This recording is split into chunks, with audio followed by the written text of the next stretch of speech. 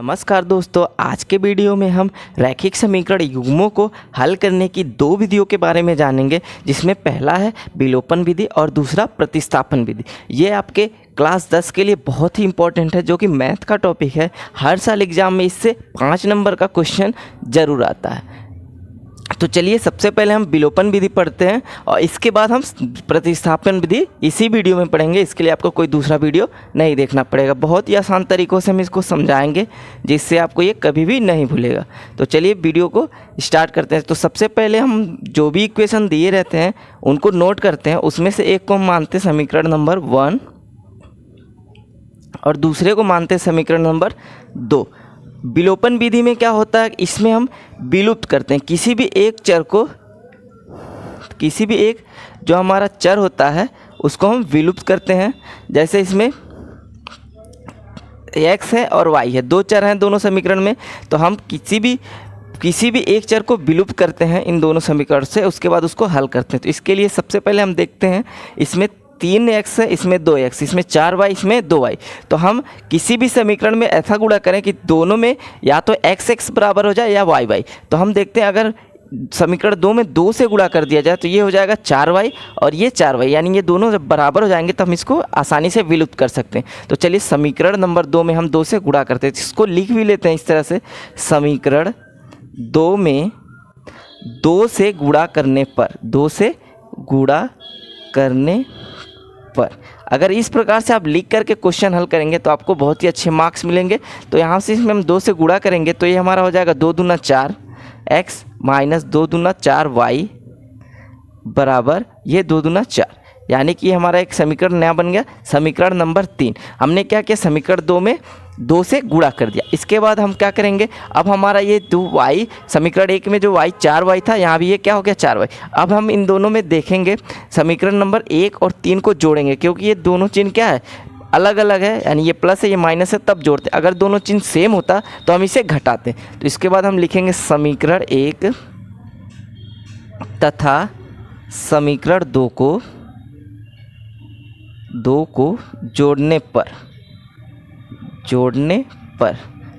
इसके बाद हम देखिए यहाँ पे लिख लेंगे, समीकरण 1 लिखेंगे 3x प्लस 4y बराबर 10 और समीकरण 3 हमारा आया है 4x माइनस 4y बराबर 4। इन दोनों को हम जोड़ेंगे, जोड़ने पे चिन्ह का परिवर्तन कोई नहीं होगा, जो हमारा प्लस है वो प्लस रहेगा, जो माइनस है माइनस रहेगा।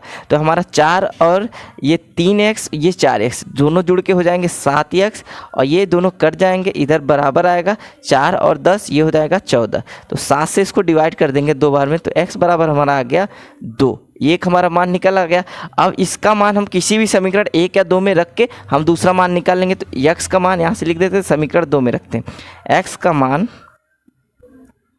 समीकरण, यहाँ से हम देखेंगे x का मान समीकरण 2 में रखने पर, 2 में रखने पर अब हम देखेंगे, यहाँ से समीकरण 2 हमारा था 2 गुणे x था, x मान 2 माइनस 2y बराबर 2। तो ये 2 दूना ये हो गया 4 माइनस 2y बराबर 2। तो ये 4 जब इस साइड जाएगा तो माइनस हो जाएगा, तो माइनस 2y बराबर 2 और ये इधर आएगा माइनस 4। तो 2 में से 4 मतलब 4 में से 2 जब घटेगा तो ये आएगा 2y बराबर 2 और ये माइनस वाला पड़ा था तो माइनस, तो माइनस 2 से माइनस 2 खत्म हो जाएगा, एक बचेगा इधर y बराबर 1। तो ये हमारा दोनों समीकरण का आंसर आ गया y बराबर 1। तो ये हमारा x का मान जो आया वो 2 आया और y का मान 1, ये हमारा आंसर आ गया। इसी क्वेश्चन को हम अब जानते हैं कि इसको प्रतिस्थापन विधि से कैसे हल करते हैं। तो चलिए देखते हैं, यहाँ पे क्वेश्चन सेम है, क्या है 3x प्लस 4y बराबर 10 और इसका नेक्स्ट दूसरा इक्वेशन जो था 2x माइनस 2y बराबर 2। ये हमारा समीकरण 1, ये हमारा समीकरण 2। प्रतिस्थापन विधि, इसमें हम क्या करते हैं, इसमें हम लिख सकते हैं प्रतिस्थापित करना, प्रतिस्थापित। इसमें हम किसी एक का मान निकाल लेते हैं, उसको दूसरे वाले समीकरण में हम प्रतिस्थापित करते हैं। जैसे यहाँ पे क्या था 3x प्लस 4y बराबर 10, इसी में से हम x का मान निकालेंगे और दूसरे वाले समीकरण में उसको प्रतिस्थापित कर देंगे, यानी रख देंगे। तो जैसे हमारा था 3x प्लस 4y बराबर 10। अब यहाँ से हम निकालेंगे x बराबर 3x बराबर क्या होगा, 4y को इस साइड लाएंगे 10 माइनस 4y। अब यहाँ से हम लिख सकते हैं x बराबर क्या होगा, 10 माइनस 4y बटे 3। ये हमारा एक x की एक क्या हो गई, एक वैल्यू आ गई x की। अब इसी को हम समीकरण नंबर 2 में रख लेंगे। तो यहाँ से लिखेंगे 2x, जो समीकरण यहाँ से लिखेंगे x का मान समीकरण 2 में रखने पर, समीकरण 2 में रखने पर, तो यहाँ से जो वैल्यू आएगी हमारी, तो हमारा समीकरण 2 था, 2 गुणे x का मान था हमारा 10 माइनस 4y बटे 3 माइनस 2y बराबर 2। ये हमारा समीकरण 2 था। अब इसको हम हल करेंगे, 2 से गुणा करेंगे, ये होगा 20 माइनस 2 से 4 में 4 दूना 8y बटे 3 माइनस 2y बराबर 2। इसको आगे हल करेंगे तो ये हमारा हो जाएगा, एलसीएम लेके 3 एलसीएम लेंगे, 20 माइनस 8y और यहाँ माइनस, जब 3 एलसीएम लेंगे तो ये 2 तिहाई 6y बराबर 2। ये हमारा दोनों आपस में जुट जाएगा और ये 8 से 14 हो जाएगा, 20